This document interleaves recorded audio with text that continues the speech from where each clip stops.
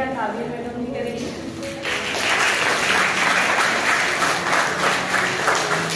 स्वागत डॉक्टर दीपा जौहर सर करेंगे।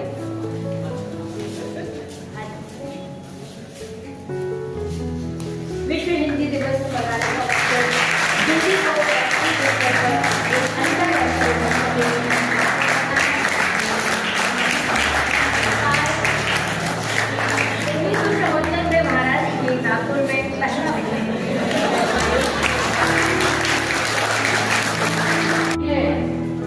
हम आज विश्व हिंदी दिवस के इस आयोजन में अपनी इस मातृशक्ति को सम्मान देने के लिए एकत्र हुए हैं। आज के इस गौरवशाली मंच पर जो आसीन हैं, मेरी सहोदरा बहन जो आज प्राचार्य के पद पर हैं, सम्मानीय डॉक्टर सरोज गुप्ता जी, वो हिंदी की इतनी अथक सेवा कर चुकी हैं और सतत कर रही हैं कि मैं ये कहते हुए अपने अंदर गर्व महसूस करती हूँ। ऐसी ही सेवा हम सबको करनी चाहिए। विश्व पटल पर उनका साहित्य पहुंच चुका है और केवल समीक्षा के क्षेत्र में नहीं, केवल कविता के क्षेत्र में नहीं, विश्व हिंदी कोश एक बृहद कार्य उनके द्वारा किया जा रहा है, जो कुछ ही दिनों में आप सबके समक्ष आ जाएगा। मेरे इस मंच पर आज जो दूसरी बहन विराजमान है, हमारी जूलॉजी की विभाग अध्यक्ष, कॉलेज की वरिष्ठ प्राध्यापक डॉक्टर गोपा जैन मैडम, उनके पिता जीवन भर मृत्यु पर्यंत हिंदी की सेवा में रत रहे मेरे विभाग अध्यक्ष थे। आप सभी के परिचित सम्मानीय डॉक्टर कांति कुमार जैन जी। ऐसे पिता की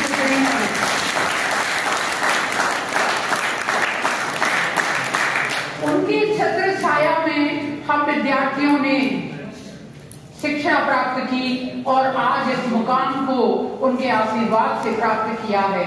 मैं उन्हें सत सत नमन करती हूँ और अपनी इन दोनों बहनों का जो हिंदी को गौरवान्वित कर रही हैं, मैं इस मंच पर हार्दिक स्वागत करती हूँ।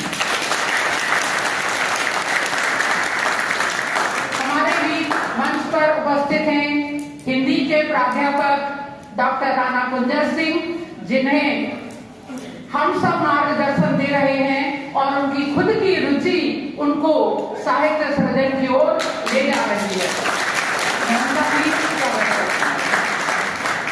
मंच का आज इस कार्यक्रम का संचालन कर रही हैं डॉक्टर वसुंधरा गुप्ता मैडम, हिंदी विभाग की अतिथि विद्वान।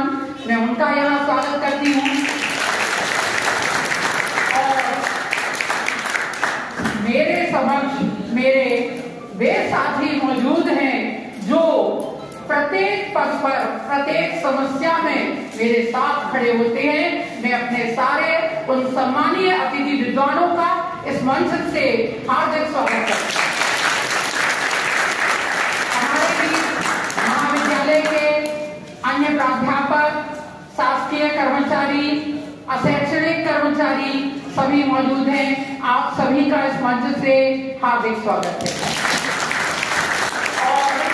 सबसे अधिक स्वागत है मेरे हिंदी भाषाभाषी, हिंदी के विद्यार्थी, हमारे सामने बैठे हुए हमारे महाविद्यालय के वे विद्यार्थी जिनकी दुआओं से, जिनके स्नेह से आज मैं यहाँ खड़ी होकर आपको बात कर रही हूँ। ये बच्चों हिंदी की ही शक्ति है कि मैं आज आपसे बात कर रही हूँ। शरीर कमजोर हो चला, पैर कमजोर हो चले, पर मेरा मन कमजोर नहीं है। ये ताकत है मेरी भाषा की, मेरे साहित्य की, क्योंकि कोई भी भाषा केवल भाषा नहीं है। हमारी हिंदी केवल भाषा नहीं है, वह हमारी संस्कृति है, किसी भी देश की जागृति का आधार है। आज विश्व पटल पर आप उठाकर देखिए, 1952 की स्थिति में हिंदी 5वें स्थान पर थी। 1980 में चीनी और अंग्रेजी के बाद बिल्कुल धड़ल्ले से तीसरे स्थान पर आ गई और आज की स्थिति में हिंदी दूसरे स्थान पर प्रतिष्ठित है।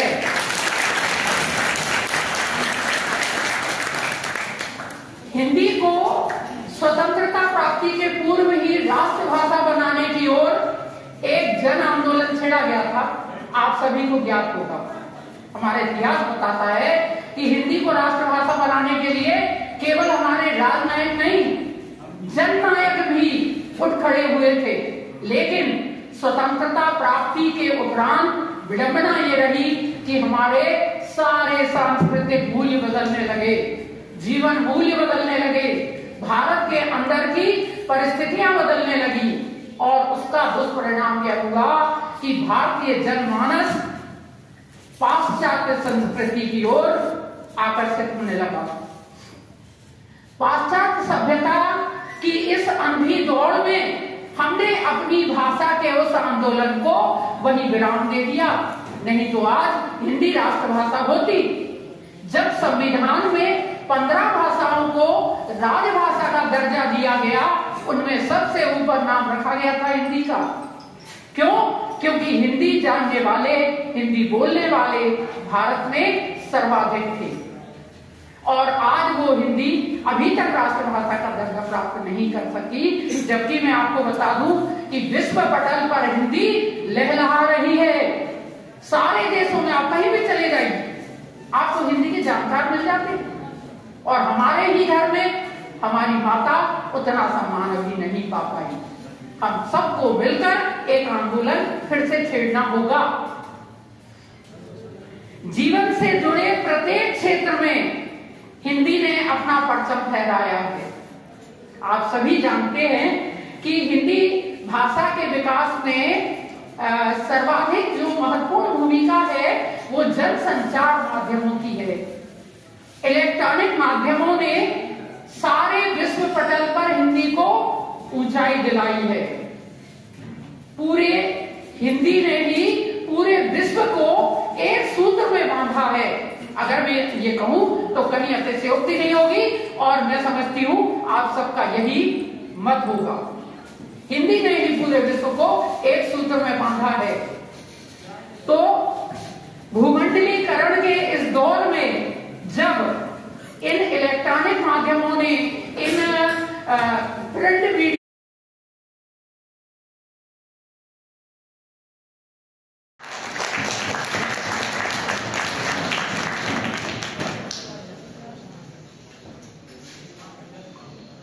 बहुत बहुत धन्यवाद आदरणीय बसुंधरा मैडम।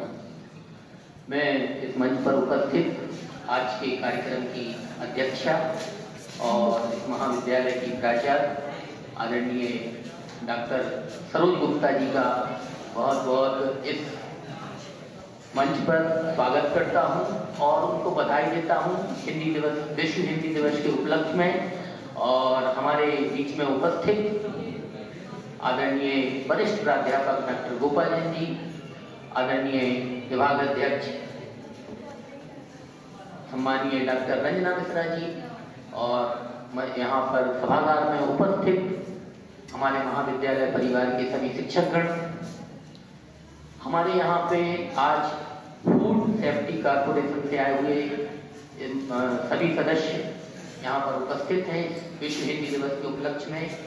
और मेरे प्रिय विद्यार्थियों, आज हिंदी दिवस वैश्विक रूप से मनाया जाता है, उस सब की आप सबको बहुत बहुत बधाई। और ये इसका उद्देश्य विश्व हिंदी दिवस का वैश्विक पटल पर एक बड़ी भाषा है हिंदी, विश्व की तीसरी सबसे बड़ी भाषा के रूप में उपलब्धि है हिंदी की। और उसके वैश्विक प्रचार प्रसार के लिए, सुनो आप लोग, बात नहीं करो, बात नहीं, प्रचार प्रसार के लिए सबसे पहले 1975 में नागपुर में आयोजन किया गया था।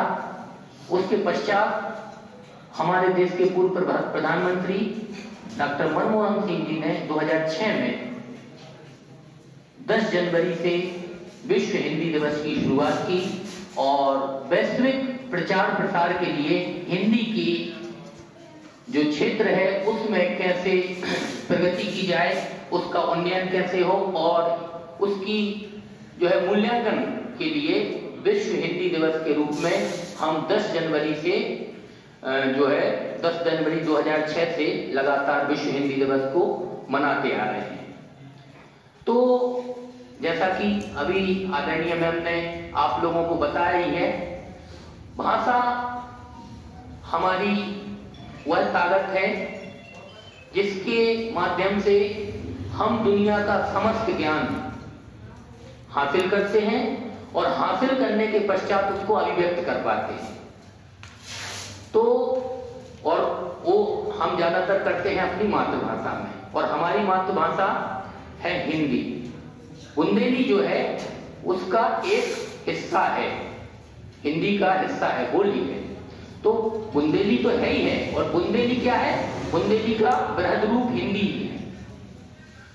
तो हम अपनी मातृभाषा को, हम अपनी हिंदी को जब तक आत्मसात नहीं करेंगे, जब तक उसमें अपनी विशिष्टता हासिल नहीं करेंगे, खास तौर से हम महाविद्यालय स्तर पर आकर और हिंदी को अगर नहीं समझेंगे, किसी भी विषय के हम छात्र हों, यदि हम हिंदी को नहीं समझेंगे, उसको, उसके व्याकरण को, उसके वाक्यों को और उसकी अभिव्यक्ति का जो रूप है उसको यदि हम उसमें कुशलता हासिल नहीं कर पाए, तो हम किसी भी मंच पर ना तो लिखित रूप में ना मौखिक रूप में अपने आप को अभिव्यक्त नहीं कर सकते हैं।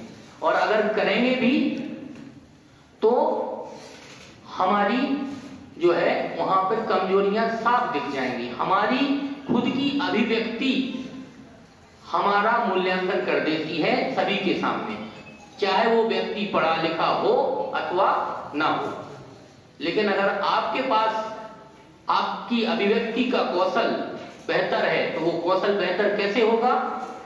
वो ऐसे होगा जब आप भाषा को समझेंगे, भाषा से जुड़ेंगे, भाषा से प्रेम करना सीखेंगे। ये अवसर हमें मिलते हैं हमारी भाषा को वैश्विक पटल पर, और वैश्विक पटल पर कब पहुंचेगी? जब हम अपने से शुरुआत करेंगे, हम अपने अंदर उसको आत्मसात करें, उससे प्रेम करें और फिर उसके प्रचार प्रसार के लिए, उसके उन्नयन के लिए एक जिम्मेदार नागरिक के रूप में, जिम्मेदार विद्यार्थी के रूप में अपनी भूमिका का निर्वहन करें।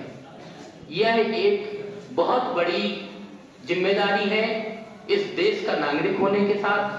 आप इस देश की जो राजभाषा हिंदी है, हमारी मातृभाषा हिंदी है, उसकी जिम्मेदारी हमारे ऊपर है कि हम उसके लिए लगातार सतत, आज एक दिन के लिए नहीं, हर दिन उसके लिए सोचें। पहले तो हम उसमें अपनी कुशलता हासिल करें और फिर दूसरा अगर कोई उसमें जो है गलत लिख रहा है या गलत बोल रहा है तो उसको सुधरवाएं और उसको सिखाएं।